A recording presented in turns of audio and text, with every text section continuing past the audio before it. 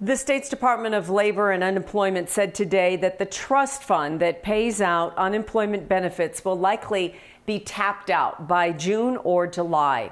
And then the state will borrow money from the federal government to pay out those unemployment benefits. But as restrictions are lifted on businesses, unemployment claims are slowly going down. 9 News reporter Katie Eastman explains the 3 things that you need to know about unemployment insurance.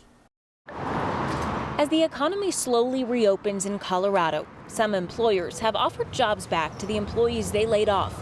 But not everyone wants to go back to work. However, businesses can tell Colorado Department of Labor and Employment if you refuse their job offer. 600 employers have done that already. Claimant just can't simply said, I'm scared, and they would continue on benefits. There's an actual analysis of the situation at hand.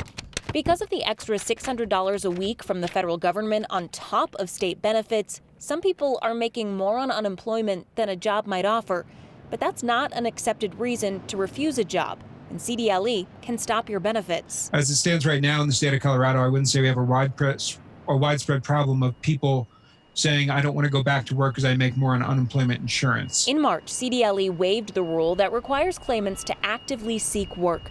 Now that more people can go back to work, that rule will come back too. Under the shelter at home, it was appropriate at that time to temporarily suspend the work search. And so now we're looking to make adjustments. When people have to start looking again, CDLE says there are jobs to apply for. The state's Connecting Colorado website lists thousands of them.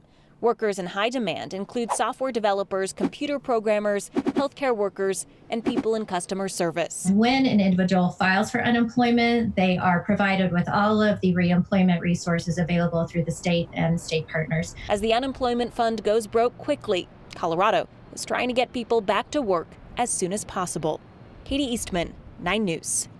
Another problem, the state continues to receive an overwhelming amount of calls about unemployment, so many that they just cannot get to all of them. Now, they say they will be announcing additional enhancements to that in the coming weeks. CDLE is adding 90 more agents to answer calls, a chat function on the website, and a callback form for questions on initial filings.